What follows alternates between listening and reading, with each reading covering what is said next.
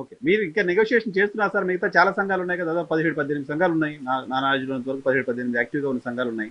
So మీరు పెద్ద association, APNGO కూడా పెద్ద అసోసియేషన్‌గా ఉన్నారు. మిగతా వాళ్ళందరితో కలిసి మాట్లాడే ప్రయత్నం ఏమన్నా మీ వైపు నుంచి ఇనిషియేషన్ జరుగుతుందా? అందరినీ కలిసి ఉమ్మడి కార్యాచరణ తీసుకోవడానికి సంబంధించిన పాసిబిలిటీని ఏమన్నా ఊహించొచ్చా? ఇప్పటికే ఏపీ ఎన్జిఓ జేఏసీ, ఎందుకంటే అతి పెద్ద జేఏసీ 2 కాబట్టి ఏపీ ఎన్జిఓ జేఏసీతో గత 2 మాసాలుగా సంప్రదింపులు చేశాము.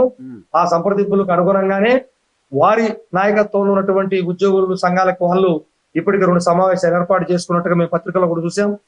మొన్న సమావేశానికి కూడా మా ఉద్యమ కమిటీ ఎవరైతే ఉన్నారో ఆ కమిటీ పనిపేరరాజు గారి నాయకత్వంలో కమిటీ వాళ్ళ నాయకత్వంతో మాట్లాడింది.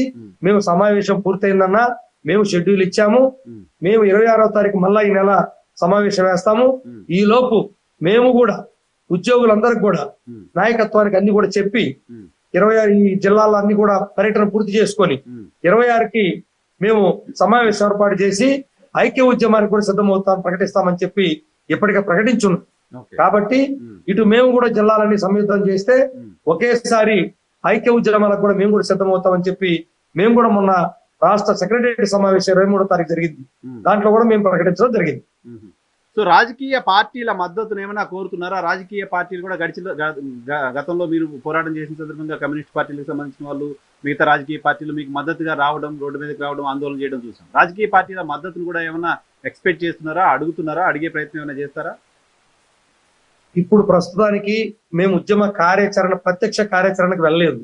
కేవలం ఇప్పుడు ఉద్యోగ సంఘాలను సమాయత్తం చేసి అన్ని ఉద్యోగ సంఘాల రెజల్యూషన్లు పూర్తి చేసుకొని జిల్లా సంఘాల రెజల్యూషన్ పూర్తి చేసుకొని ఇప్పుడు డివిజన్ కార్యవర్గం దాకా వెళ్ళాం.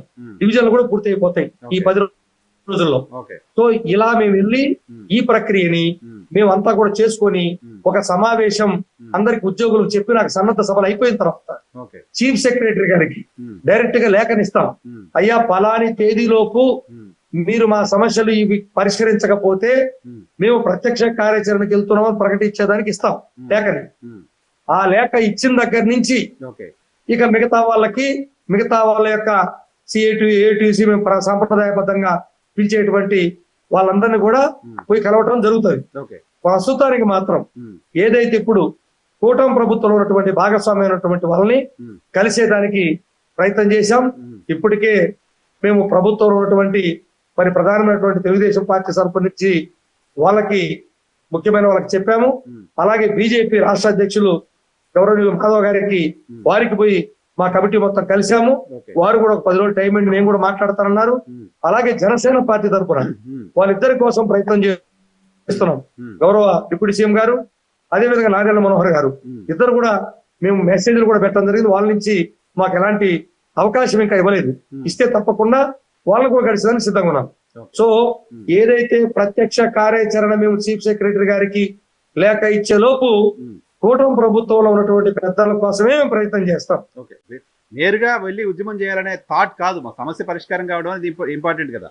సో చాలా టైం ఇస్తున్నారు ప్రభుత్వానికి.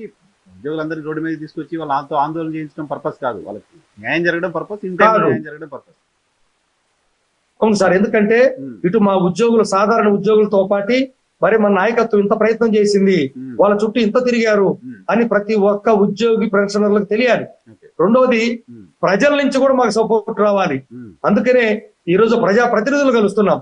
వాళ్ళందరికీ కూడా అయ్యా మాకు ఈ పరిస్థితుల్లో మేము ఉద్యమానికి వెళ్ళాల్సి వస్తుంది కాబట్టి మీరు ప్రభుత్వానికి చెప్పండి అని గౌరవ మంత్రివర్యులందరినీ పోయిన నెల వారం రోజులు టైం ఇచ్చి అందరిని కల్పించాం.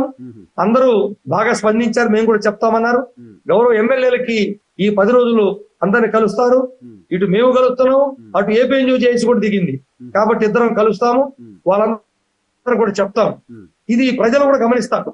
ఓహో వీళ్ళు పాపం ఇంత అన్ని తిరిగి అంత చేశారు కాబట్టి రేపు మేము ఉద్యమం చేస్తే ప్రజలకు అసౌకర్యం కలిగితే దానికి మేము కాదు బాధ్యులు, ప్రభుత్వం చెప్పేదానికే ఈ